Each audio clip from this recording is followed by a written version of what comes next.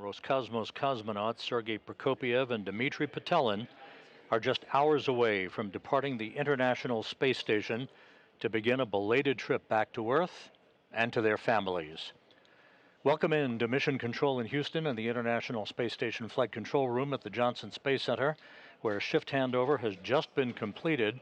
The Orbit 1 team of flight controllers now on duty under the direction of Flight Director Chris Dobbins as we prepare for the homecoming of this trio of crew members from Expedition 69 aboard the International Space Station and the completion of a mission of more than a year, 371 days to be exact. We'll talk more about their record-breaking statistics in just a moment.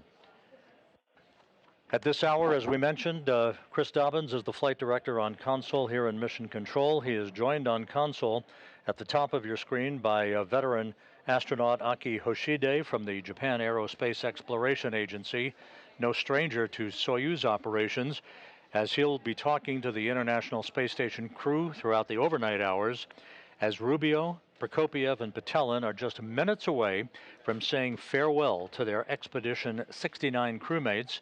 Expedition 69 will turn into Expedition 70 at the time that the Soyuz MS-23 spacecraft undocks from the International Space Station, just 3 hours and 51 minutes from now.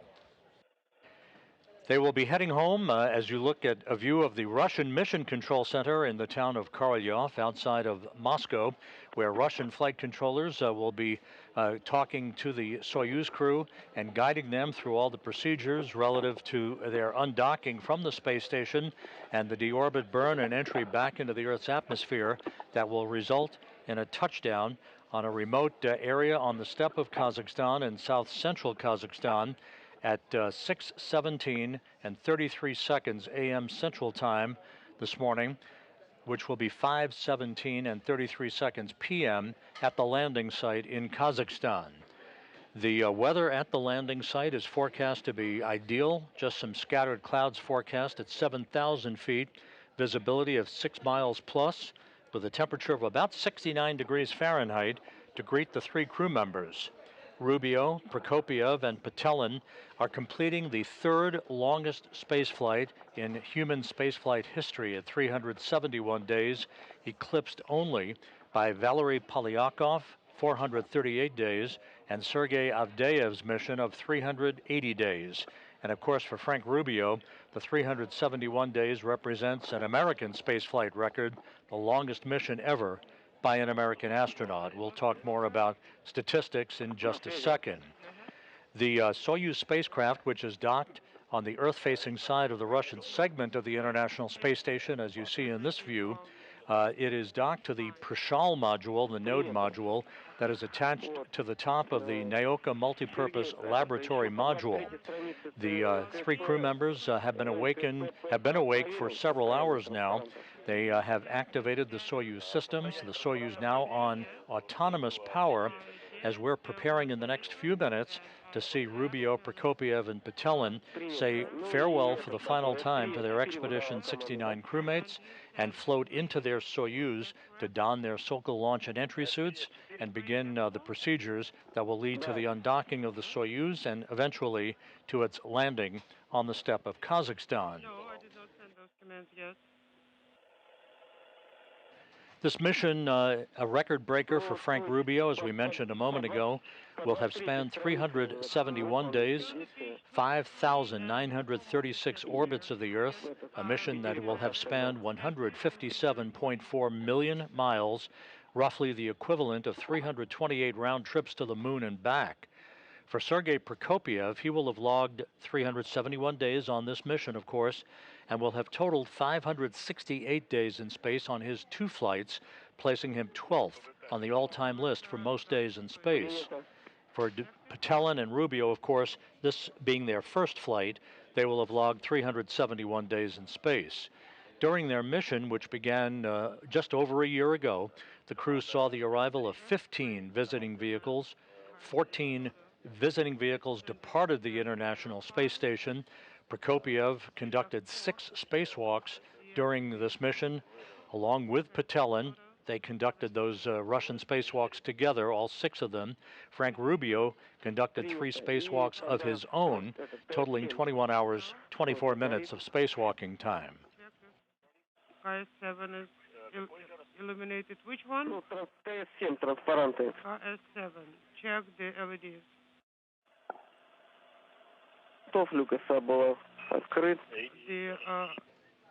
As the 3 crew members prepare to depart the International Space Station, there was a change of command ceremony earlier this morning in which Sergei Prokopyev, the outgoing station commander, handed over the keys of the kingdom to the European Space Agency's Andreas Mogensen, who is now the commander of the station and will be the commander for the duration of his mission aboard the International Space Station as part of the Dragon Crew 7 crew.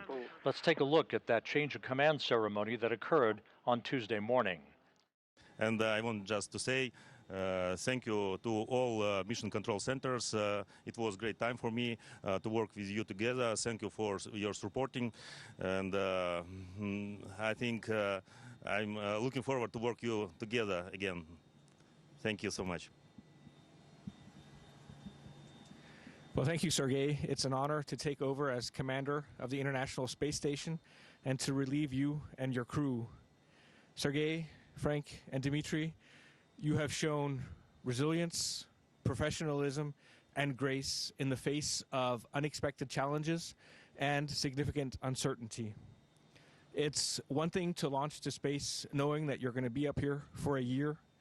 It's a completely different thing for you and your families to find out towards the end of your 6-month mission that you're going to be spending an additional 6 months in space.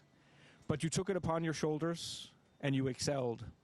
And along the way, you performed, Dmitri and Sergei, 6 spacewalks and Frank 3. And by the end of it, you had set a new record for the longest spaceflight by a U.S. astronaut. And perhaps most remarkably of all, you flew in space during your mission with 28 other individuals. Your competence, dedication, and hard work is also abundantly clear to me and my Expedition 70 crewmates. The space station is tidy, organized, and work up here is flowing smoothly and efficiently, and that's in large part thanks to your hard work during the last year. On behalf of Expedition 70, I would like to thank you for setting us up for success. We hope to leave the space station in as good a condition as we found it in. No one deserves to go home to their families more than you. We wish you a smooth flight and a soft landing. Give our love to everyone at home, and congratulations on completing your successful mission. Thank you.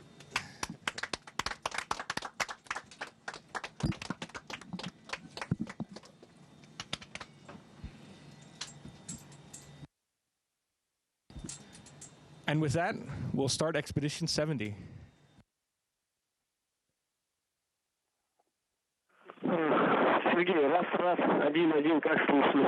Expedition 70 formally begins with the undocking of the Soyuz MS-23 spacecraft that is scheduled 3 hours and 44 minutes from now.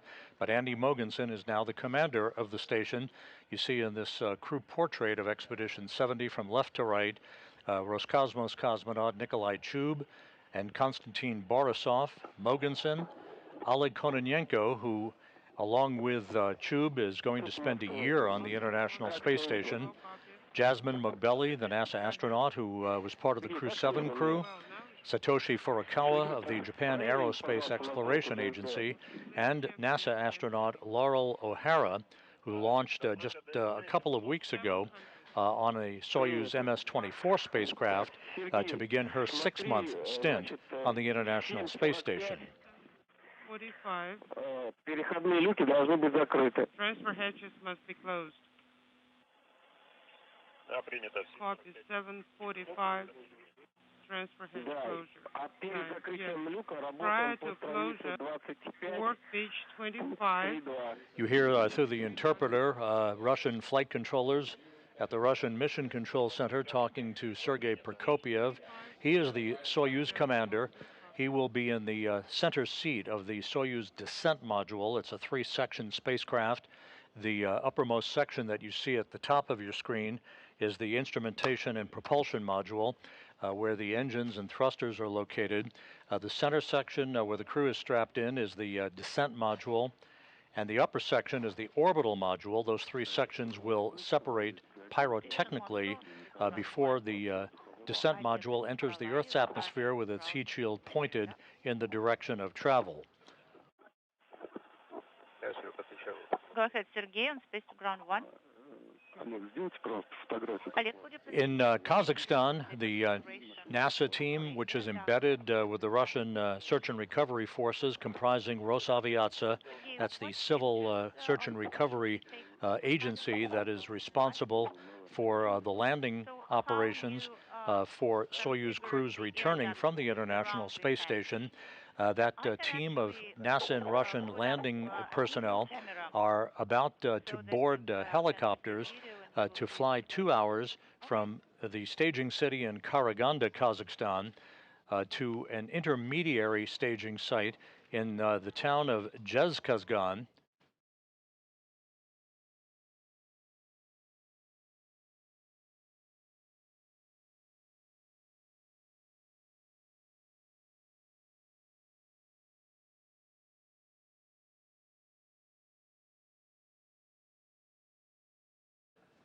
The helicopters that will be deployed by the search and recovery forces will be flying to the intermediary landing site in Zhezkazgan to refuel before they take off around the time of the deorbit burn. We'll talk about the sequence of events leading up to the landing itself here in a moment.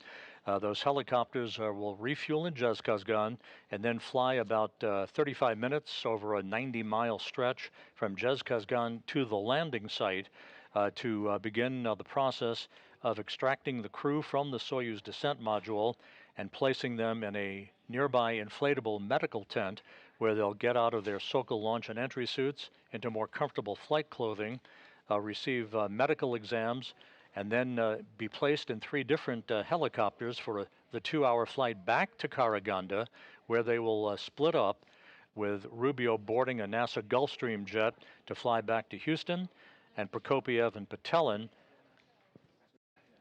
boarding a Gagarin Cosmonaut Training Center aircraft to fly back to their homes in Star City, their training base at the Gagarin Cosmonaut Training Center.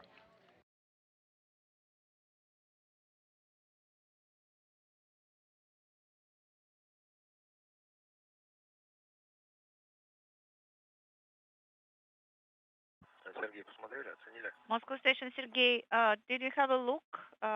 Sergei? Yes, we did. Everything is good. We could see everything. We will pass on this information. Moscow Station on Space to Ground 1. Oleg, there are LOSs from time to time. Now we're receiving a good video. Thank you for that. So you got it, Ace. I hope that I'm not taking any pictures. Yes, we understand. And now this view inside the Prichal module of the International Space Station. You're looking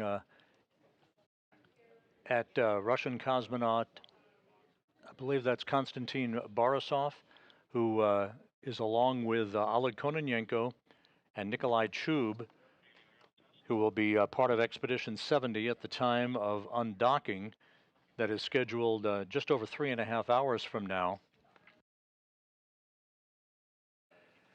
There's a view of the Soyuz spacecraft as the International Space Station flies 255 statute miles over the South Atlantic, or rather the South Indian Ocean, moving from southwest to northeast in an orbit inclined 51.6 degrees to either side of the equator.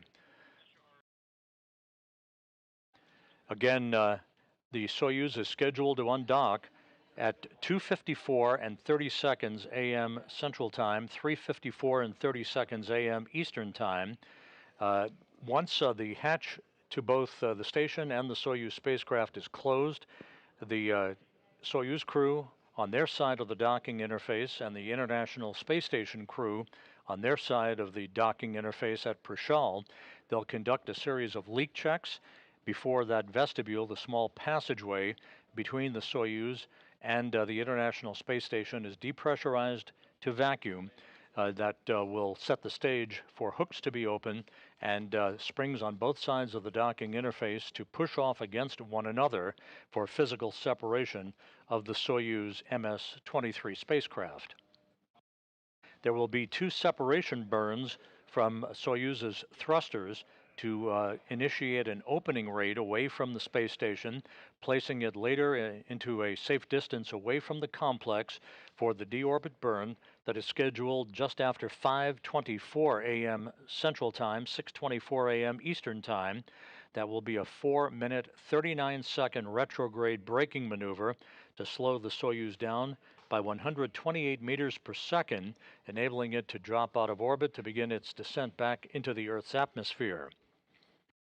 Some 27 minutes after the deorbit burn, the pyros will initiate a separation of the three sections of the Soyuz. The orbital module and the instrumentation and propulsion module will separate from the descent module, which is where the crew will be seated. The direction of travel will place the heat shield of the Soyuz into the direction of travel to ablate or repel the heat that will build up around the Soyuz as it enters the Earth's atmosphere. That heat builds up to about 2,500 degrees Fahrenheit before leaving the harshest regime of the entry portion of the descent back to Earth.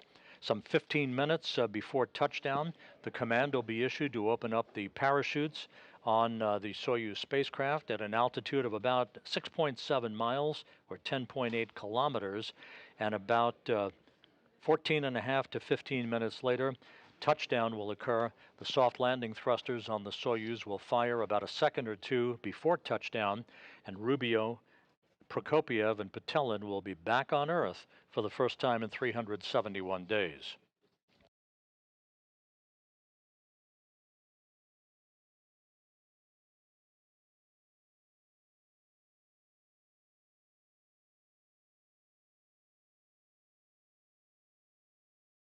Just a few minutes from now, we'll be back inside the Prichal module to watch Rubio, Prokopyev, and Petelin say farewell to their crewmates aboard the International Space Station before they float into the Soyuz and close the hatch that will begin the critical phase of the pre-undocking preparations that will take place over the course of the next several hours. Once they close the hatch to the Soyuz, and the hatch is closed on the station side of the docking interface, the crew will begin to don their Sokol launch and entry suits and will make their way into the descent module to strap themselves into their respective seats in the Soyuz. This is the configuration that they'll be in if you look head on to where the crew will be seated. Prokopyev, as the Soyuz commander, will be in the center seat, flanked to his left by Dmitri Petelin, who will be board engineer number 1, and to his right by Frank Rubio, who is board engineer number 2.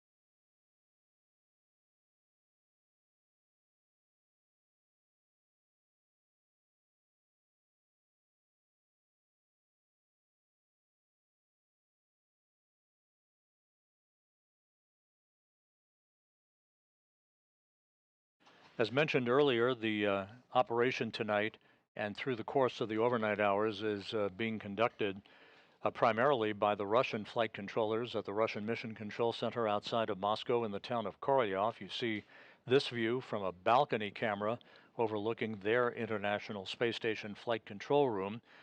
They will be talking directly to the Soyuz crew throughout the course of the undocking, the orbit burn, and the entry phase.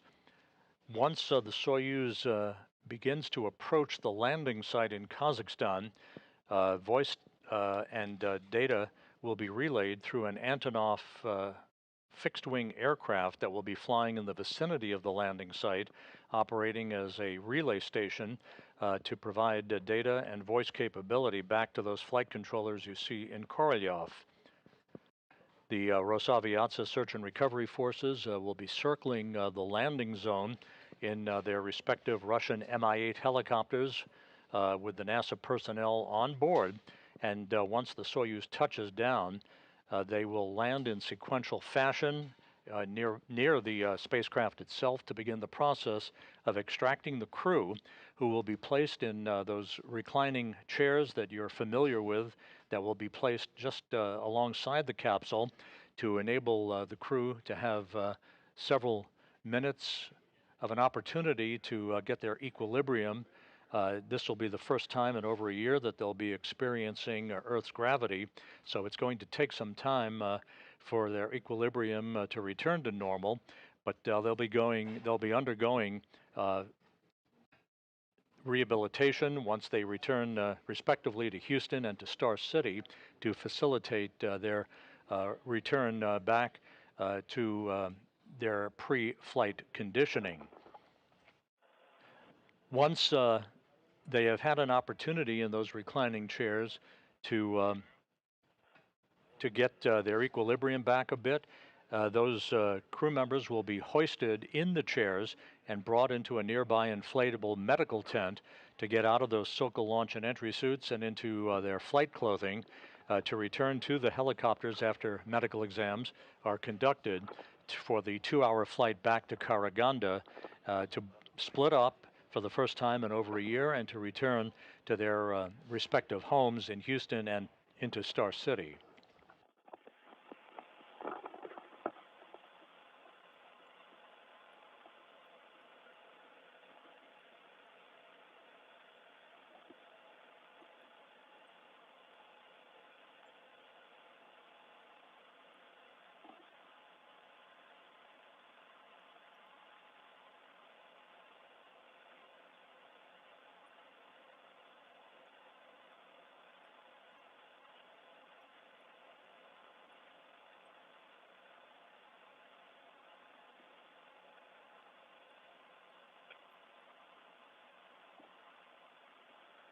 A good view of the Soyuz MS-23 spacecraft docked to the Prichal module, which is the node module, a multi-hatched docking port for multiple vehicles at the Russian segment of the station. And now we're back inside Prichal at the hatchway to the Soyuz as the crew is beginning to gather for final farewells before the Soyuz crew floats through the hatch and closes the hatch behind them to begin their pre-undocking preparations.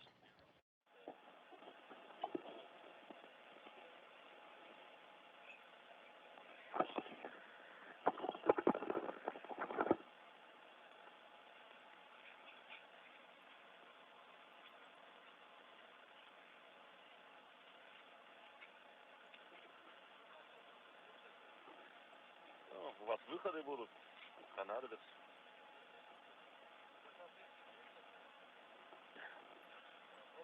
Нет, просто так. Заглушка может быть готова, да.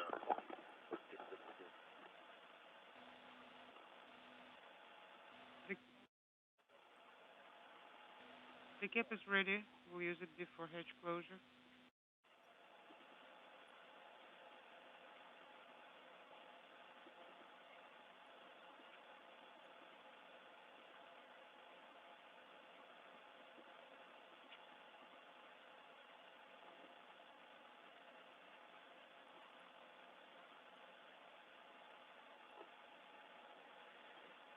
Oleg Kononenko in the foreground, now in his 5th flight into space. When he returns a year from now, along with Nikolai Chub, Kononenko will have accrued more than 1,000 days in space. He'll be at the top of the list for the most days in space by a human. The International Space Station currently flying over the Indian Ocean, about to cross into Southeast Asia, flying over Jakarta, Indonesia.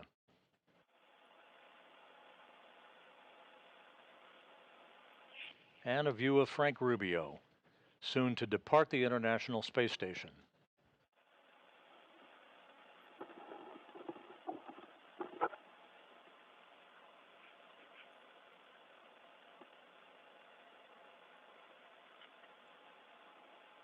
Rubio, Prokopyev, and Petelin originally were scheduled to spend just 6 months on the station, but a coolant leak developed in their original Soyuz that brought them to the station, the Soyuz MS-22, back on December 14th last year, and a replacement Soyuz was launched unpiloted and automatically docked to the station. That's the Soyuz MS-23 that they'll be returning home in a short time from now.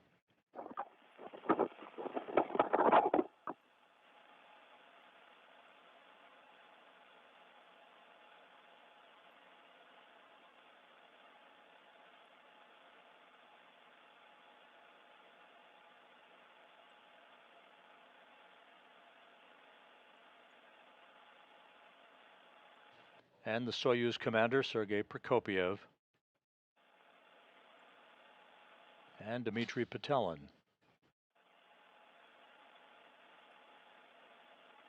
NASA's Laurel O'Hara in the field of view.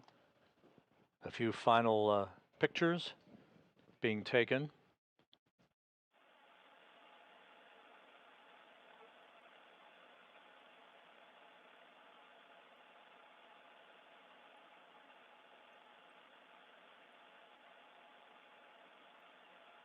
And Jasmine Mugbeli.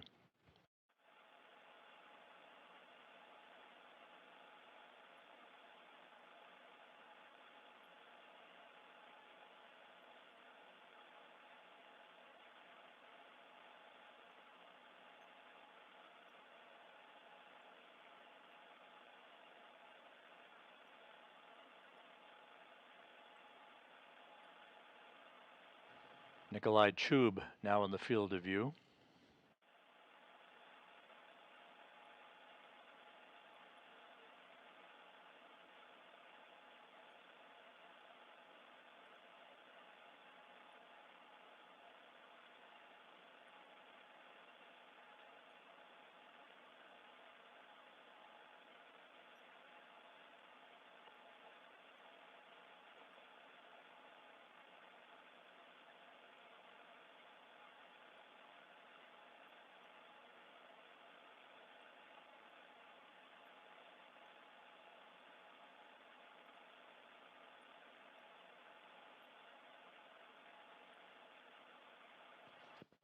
Once this farewell opportunity is concluded, Rubio, Prokopyev, and Petelin will float inside the Soyuz, and Kononenko will begin the process of closing the hatch on the Prichal module side of the docking interface. The Soyuz hatch will be closed, and the Soyuz crew, the departing crew, will begin to don their Sokol launch and entry suits.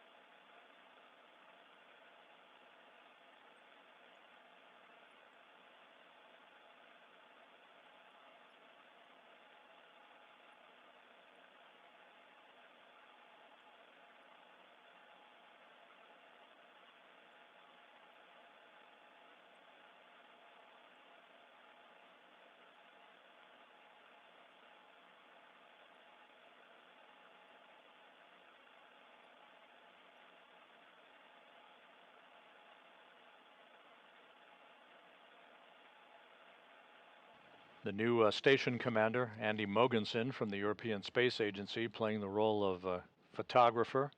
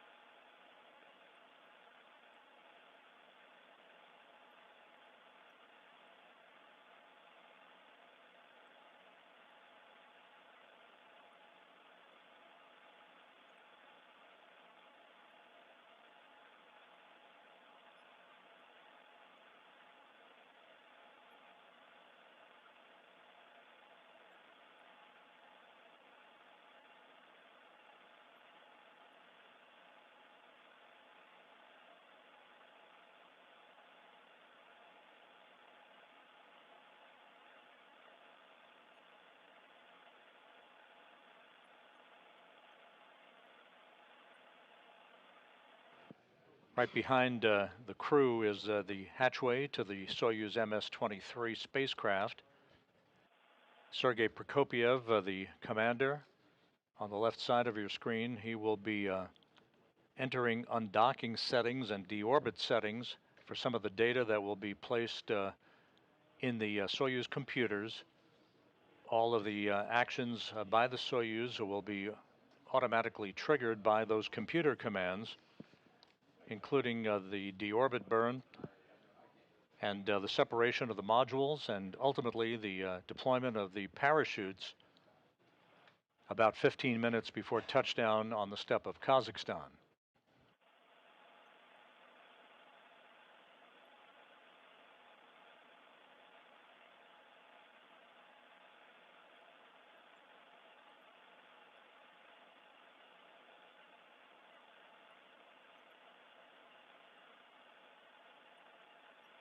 And not to be outdone, Konstantin Borisov now in the field of view.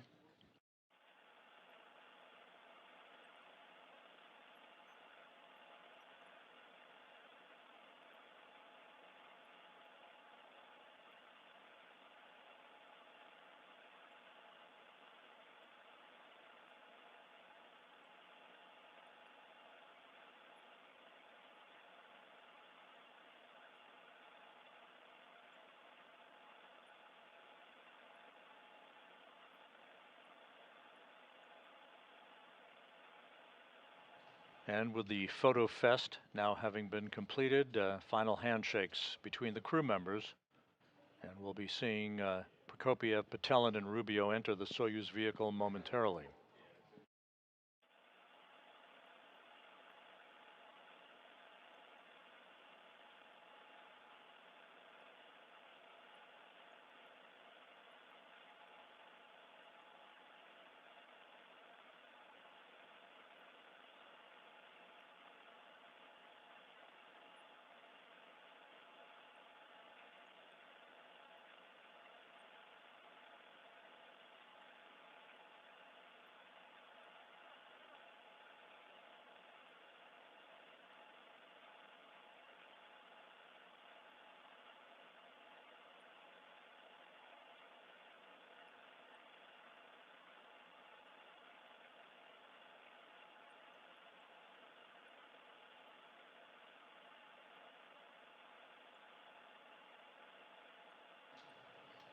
Sergei Prokopyev entering the Soyuz with his crewmates.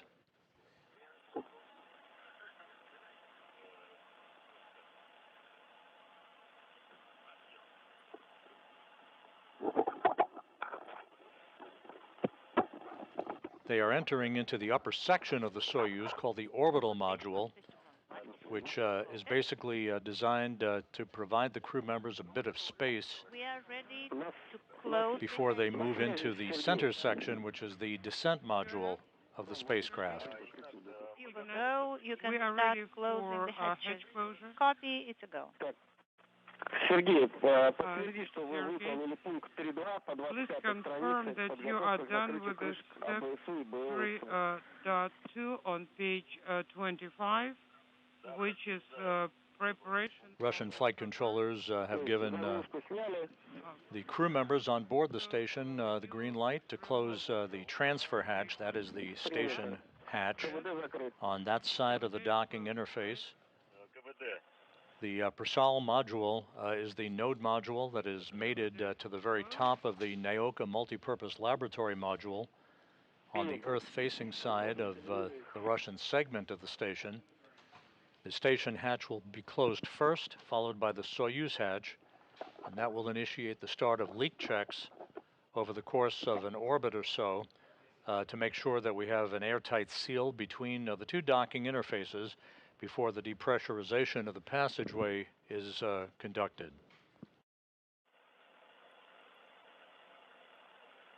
Так, Алтай, ЦУП Москвы. Altai is Есть Moscow. разрешение на закрытие You переходных люков. go to close. Rubio, Prokopyev, and Petelin all inside the Soyuz MS-23 now.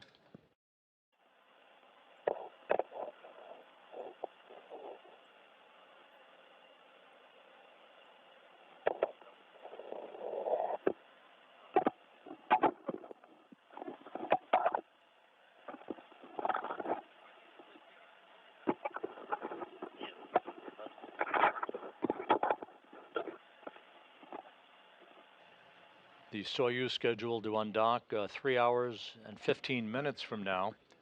Undocking scheduled at 2:54 and 30 seconds a.m. Central Time, 3:54 and 30 seconds a.m. Eastern Time. There will be an undocking command to begin the process of opening the hooks holding the Soyuz to the Prichal module docking port. That takes about 90 seconds to complete before the springs push off on both sides of the docking interface to initiate the physical separation of the vehicle. At the time of undocking, Expedition 69 will come to an end. Expedition 70 formally begins. And there goes the hatch on the Prichal module side of the docking interface. Ignat, S4 and S6 are no longer illuminated. Copy. Сергей, но у нас есть разрешение. And the hatch closed on the Prichal module at 11:38 p.m. Central Time, 12:38 a.m. Eastern Time.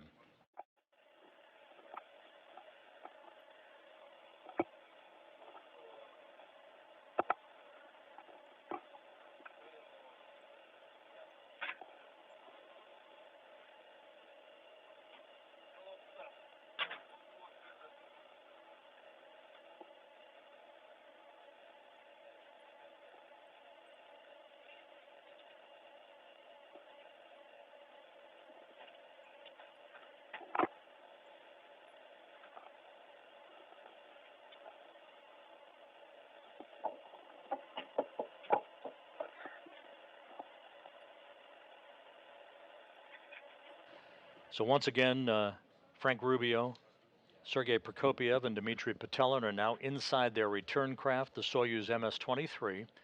The hatch on the station side, the Prichal module hatch, has been closed.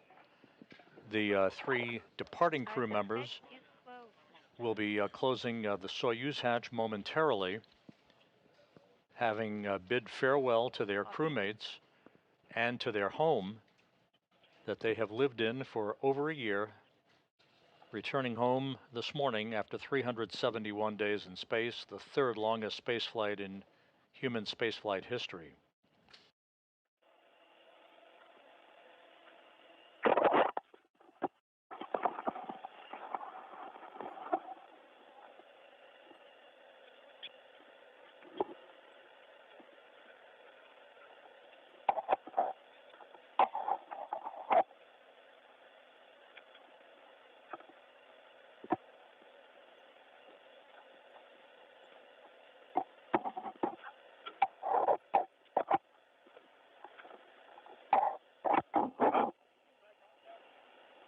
Yeah, it's in the spacesuit.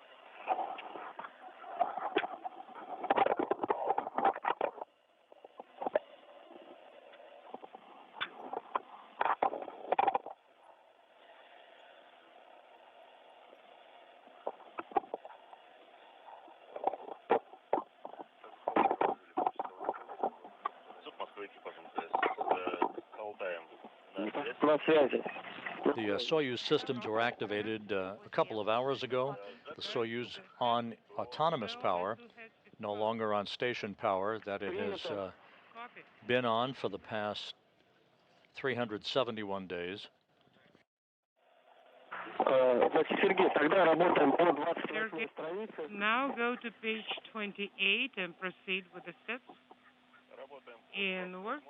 And we now have confirmation that the Soyuz hatch is closed at 11:41 p.m. Continue reporting on the command. Central Time, 12:41 a.m. Eastern Time. So the hatches on both sides of the docking interface are now closed. Leak checks will get underway, and the crew, the departing crew, Rubio, Prokopyev, and Petelin, will begin to don their Sokol launch and entry suits.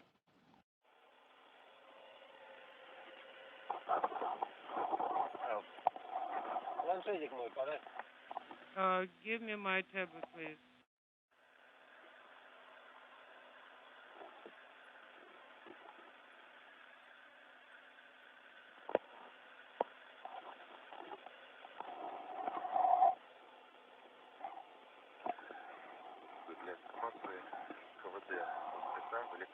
Just for your awareness, Moscow, the KVD valve is an electrical control. Copy, KVD or equalization valve of the vehicle is an electrical control. Copy.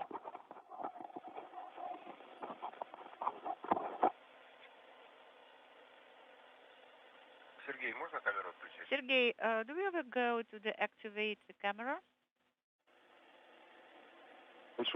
Thank you so much for your the video stream. You have a go to deactivate the camera. Okay, copy. It's a go to switch off camera.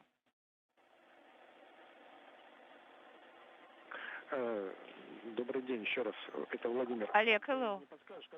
This is Vladimir. Откуда брали? Could you please tell me for our awareness what kind of cable with the extender did you use? Сергей, работает правильно, да? Sergey, Oh, you we are working use for page the 28. cable Try to that you please go ahead recommended. and report as you go. Okay, Copy it is Moscow, how copy? 427. Altai 2. All right, Dima, could we you copy please you loud and clear. put it back where you... So with the Soyuz crew now safely aboard their return vehicle, the Soyuz MS-23, which was launched back in February as a replacement vehicle for the damaged Soyuz MS-22 spacecraft that carried Frank Rubio, Sergei Prokopyev, and Dmitri Petelin to the station just over a year ago. It developed a coolant leak back on December 14th and needed to be replaced to provide a safe passage home for these three crew members. So the Soyuz MS-23 was launched in February without a crew on board, automatically docked to the Prichal module, and now today is being used as the return vehicle for Rubio, Prokopyev, and Petelin. The Soyuz MS-22, the damaged vehicle, landed autonomously on the steppe of Kazakhstan in the same location as this crew will be touching down several hours from now. In Kazakhstan, the NASA and Russian personnel comprising the landing team are airborne in Russian Mi-8 helicopters heading from Karaganda, the staging city, to the interim staging city of Zhezkazgan to the southwest of Karaganda, where those helicopters will be refueled at an airstrip in Zhezkazgan for about a 35-minute flight later this morning to the landing site itself. Those helos will take off around the time of the deorbit burn. D7 is not illuminated. The critical phase of the landing will begin with the undocking of the Soyuz from the Prichal module, as you see in this animation, at 2:54 and 30 seconds a.m. Central Time. Two separation burns will create an opening rate by the Soyuz to a safe distance away from the International Space Station for the firing of the engines and the deorbit burn, a 4-minute, 39-second retrograde firing that will slow the spacecraft down by 128 meters per second, allowing it to drop out of orbit. At 5:51 and 58 seconds a.m. Central Time, pyros will fire to separate the three sections of the Soyuz, with the descent module, the center section, the only section that survives the heat of reentry that will build up to about 2,500 degrees around the spacecraft. 15 minutes before touchdown, the parachutes will begin their deployment. First a extraction chute, then a drogue chute, and then the main parachute, enabling the Soyuz to descend toward its landing site on the steppe of Kazakhstan. The soft landing thrusters will fire just a second or two off the ground, and then touchdown will be accomplished, and the three crew members will be home after more than a year in space. So all of that activity is yet to come throughout the course of the morning. Again, you're looking at a view of the Soyuz MS-23 with Frank Rubio, Sergei Prokopyev, and Dmitri Petelin on board, beginning their pre-undocking preparations. They'll be donning their Soka launch and entry suits a short time from now and conducting all of the other activities that will lead to the leak checks and the final go from the Russian flight controllers in Korolyov at the Russian Mission Control Center for the undocking of the Soyuz 3 hours, 5 minutes, and 45 seconds from now. We'll be back on the air for undocking coverage at 2:30 a.m. Central Time, 3:30 a.m. Eastern Time for the undocking of the Soyuz and the departure of Rubio, Prokopyev, and Petelin from the home that has been their place to live and work for the past 371 days. So come back a few hours from now. We'll be back on the air again at 2:30 Central Time, 3:30 a.m. Eastern Time with Soyuz undocking coverage. In the meantime, we'll sign off for now. This is Mission Control Houston.